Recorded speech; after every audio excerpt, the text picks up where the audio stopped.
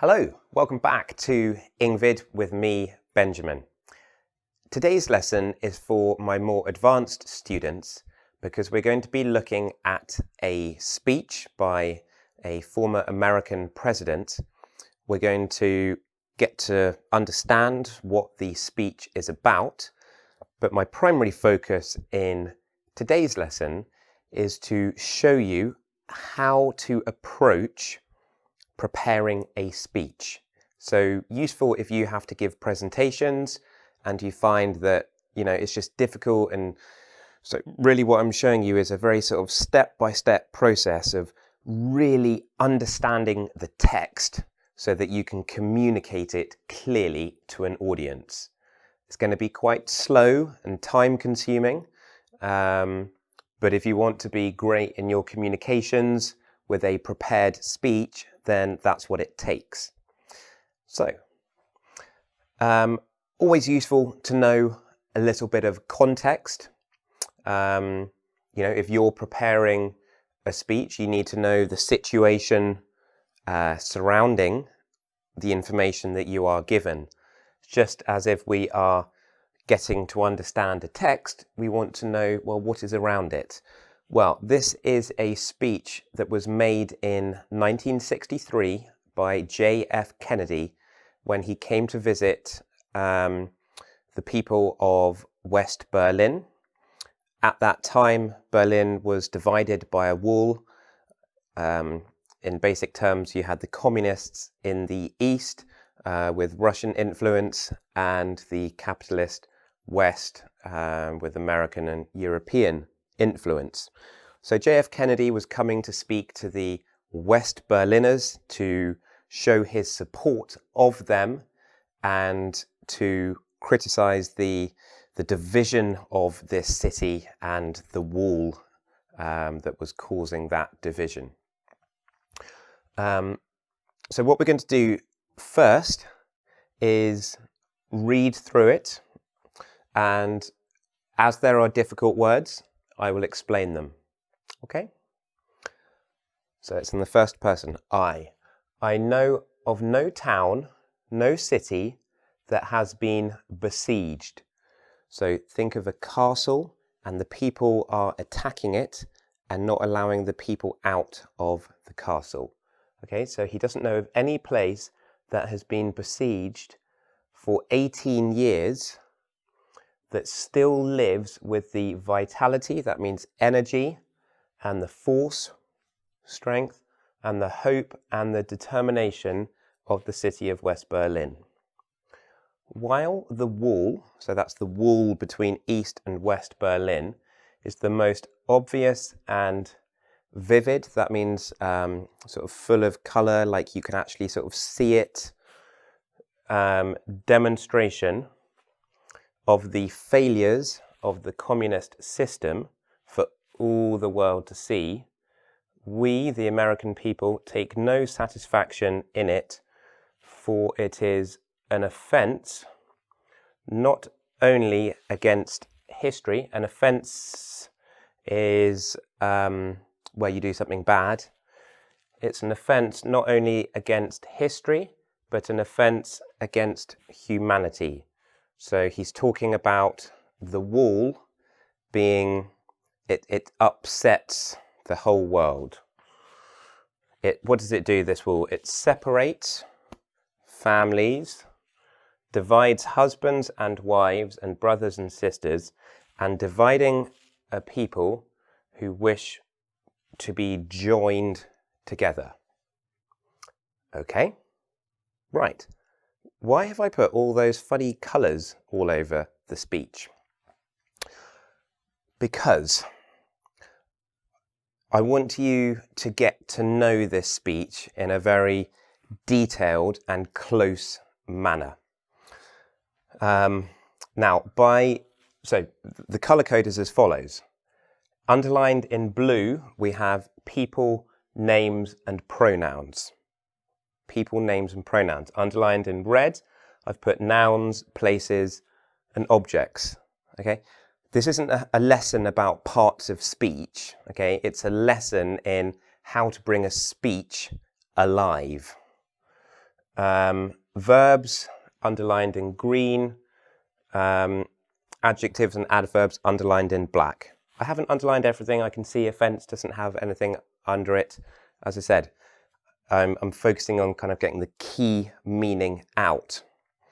But if you can do this colour coding, you'll start to look at the text in a way that will make you understand things that you didn't understand before, because you're really looking closely at those sentences.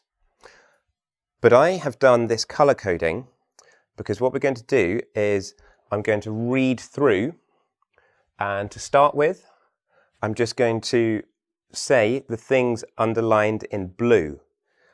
And I want to try and build a picture in my mind of the things being described. What kind of feelings are attached to these words? I, West Berlin, the communist system, we, it, talking about the wall, it. So that sound it, it's quite a sort of short, sharp, there's quite a lot of sort of criticism, I feel, that is contained in that word it, a very basic pronoun. Short vowel sound. Okay. After this we have the nouns, places and objects. Town, city, years. Yeah, this has been going on for years. Vitality. This is the people of West Berlin. What do they have? They've got force, hope, determination, city, and then wall. Yeah, wall. Yeah, the voice sort of drops down. Wall. It's quite a sort of bleak sound. Wall. Demonstration, failures. No satisfaction, offence. Yeah, these are strong opinions. You know, they've got a lot of thoughts and feelings attached to these words. Humanity, families, husbands, brothers, sisters, people. The sense I'm getting is that we've got this massive injustice.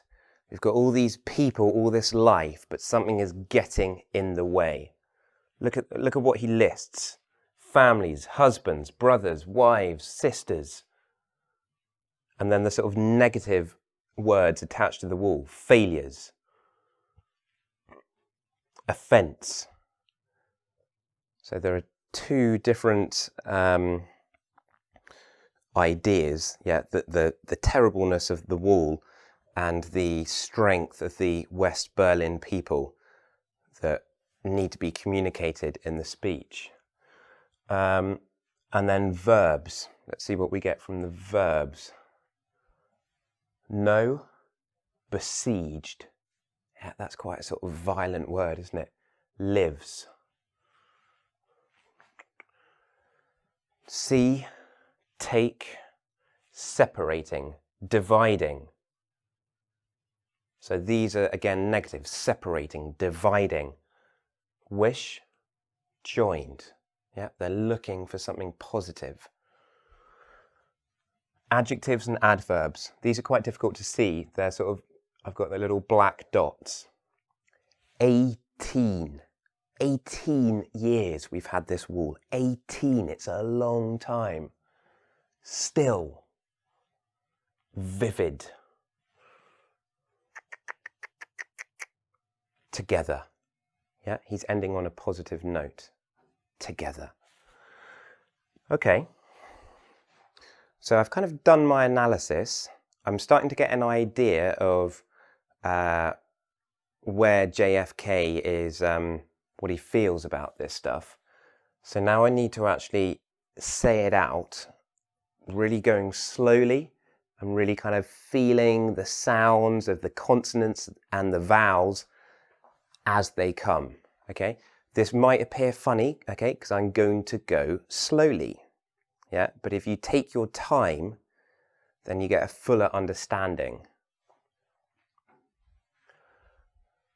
I know of no town, no city that has been besieged for 18 years that still lives with the vitality and the force and the hope and the determination of the city of West Berlin. Okay, so let's just look at this section here. I need to try and find what the right pace is with this speech. I don't want to go too fast, but I don't want to go too slow, because I've got to connect with an audience. Yeah? So they need to understand this speech. If I go too fast, they're not going to understand. If I go too slowly, they're going to get bored. So the punctuation can serve as a guide as to where to breathe. Look, I've got a list here, no town, no city. But really, I need to get all the way through to the end of this thought, which is here. That's a long sentence. I know of no town, no city that has been besieged for 18 years that still lives with the... So, if you don't have a full stop and you've got a really long sentence, then your breaths, you're just going to be like topping up for a little bit more breath. You're not going to get to go, yeah, you're just going to be like, you're getting a little bit more so that you can get through to the end of the line. But at this stage, it's better that we go slow than fast. I know of no town, so I'm starting to imagine, because I'm practicing this, that there's going to be an audience listening to me. Okay, so the more I get used to looking out, the more confident I'm going to be when it comes to actually making the speech. I know of no town, no city that has been besieged for 18 years that still lives with the vitality and the force and the hope and the determination of the city of West Berlin. Right. I didn't feel I quite got that, because he's giving compliments to the people. Yep. He's talking to the people of West Berlin. So I feel that next time I do that, I want to put in a little bit more flattery. Yep. He's saying, hey guys, you're doing a great job. The world cares about you. So, how do we go about preparing a speech? Well, we go through our careful analysis. We look look at where the people, the names and the pronouns, what choice of words are being used, because that shows how someone is feeling about something. But if you're doing quite a non-emotional speech at work, it's still good to do this process, because it will help you to see, well, what points are you making in this speech? So we go through our analysis. You practice saying the speech. Practice with the breaths. Where can you breathe in the piece? Have you got long sentences like this? How are you going to get through to the end of the sentence? And then when we're actually delivering it, we need to think about our breaths. We need to think about the audience. We need to connect with the text, with the real meaning of the text. So I'm going to leave it there with this video, but literally about now, I'm about to make 2 more videos about preparing and delivering speeches. So if you're one of my subscribers, you'll get those videos when they come onto this channel. Thanks for watching. I'll see you in the next video.